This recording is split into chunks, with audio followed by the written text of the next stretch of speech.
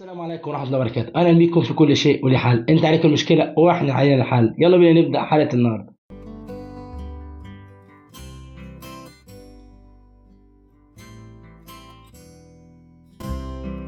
الأستاذ عدو معانا بيقول: خطبت واحدة 4 شهور واشتريت شقة ورحت أفرج أهلها عليها، ما عجبتش باباها شد مع أهلي في التليفون، وقلت له خلاص أنا مش عاوز أخسرك وأنا عايز بنتك وأنت زي والدي، وأنت كلم سمسار، وفعلا كلم السمسار وجابه وقال له ده ابني وعاوزين نبيع الشقة دي وتشوف لنا واحدة أحسن، فقلت له السمسار ده زي والدي وبيع الشقة، والسمسار قال له أنا ما أعرفش الشاب ده غير من وقت قريب، بس كلمة حق، هو محترم وموظف وبيجتهد عشان يشتري الشقة، ودي كلمة في حق الشاب ده. وقال له ما انا عارف، انا قلت له شوف حاجه تانية فتاني يوم هي ما رضتش عليا ولا اهلها، وبعدين ابوها كلمني قال لي بنتي مش عاوزه تكمل، قلت له انتوا معادكم اللي الشقه تيجي فيه لسه ما جاش، وانت ما عجبتكش الشقه، فانا قلت لك نبيعها ونشوف واحده تانية، وانا قلت لك اني مش عاوز حاجه غير بنتك ومش فارق معايا حاجه غيرها. قال لي تخلي باباك يبيع جزء من الارض بتاعتكم ويتصل بيا يقول لي الكلام دوت. قلت له ازاي يعني؟ وبعدين قال لي ده عمل لاخوك شقه في البلد وانا مش عاوز اغمك على اخوك. قلت له اخويا ده باع ذهب من مراته وساعدني بيساعدني كل شهر، ولما يجي ميعادكم في الشقه هتكون موجوده واحده تانية، واديني بجتهد وربنا يكرم، وجبت الشقه في نص المده فهنبيعها ونجيب واحده تانية عادي. فقال لي لا ربنا يسهل لك، وانا كلمت عمك وتعالوا خدوا ذهبكم. قلت له هو ده الوعد اللي بيننا، وهي مش قال لي هي مش عاوزه تكمل، لقيته مصر على كلامه. قلت له تمام ماشي، وكلمت اهلي فكانوا اصلا مش موافقين على الجوازه، فراحوا بسرعه جابوا الدهب، فانا زعلان لان حسيتهم باعوني وانا كنت بجتهد وبحاول اعمل كل حاجه، وزعلت اكتر عشان عيد ميلادي بكره. مبدئيا يا سيدي كل سنه وانت طيب وعقبال 100 سنه يا رب بخير وسلام وصحه.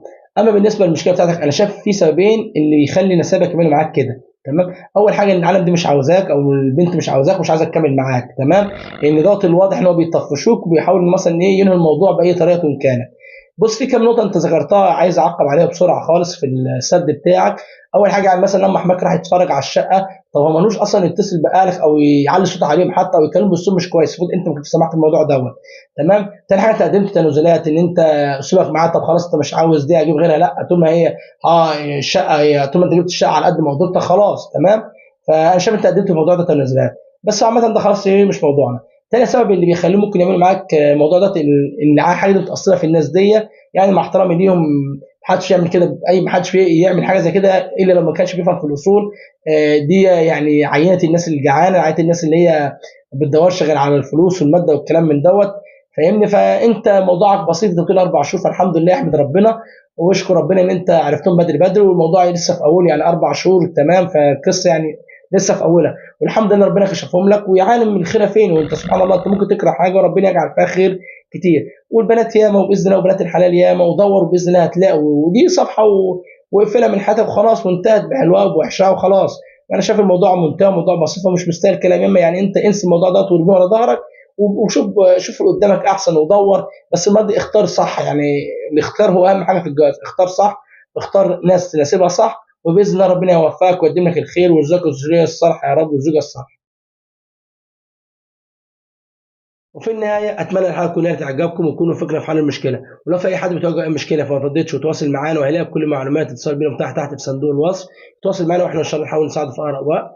وكذلك ما ننساش اللايك، اللايك دوت اهم وافضل حاجه ممكن تقدمها صانع المحتوى عشان يستمر في المحتوى اللي بيقدمه او يطور منه، وكذلك الشير وكذلك الاشتراك في القناه عشان نقدر نوصل ناس اكتر ونساعد ناس اكتر. وفي النهايه ما ننساش اخواننا في غزه وفلسطين ولبنان بالدعاء، ومحاوله نشر الروايه السرديه الفلسطينيه في كل مكان. وطبعا المقاطعه يا جماعه سلاح مهم جدا، المقاطع يقاطع، والمقاطع يكمل مقاطعته ويحولها من القطع الاستغناء، باذن الله ربنا ينصرهم. دمتم في ود ولقاء في حلقه جديده، والسلام عليكم ورحمه الله وبركاته.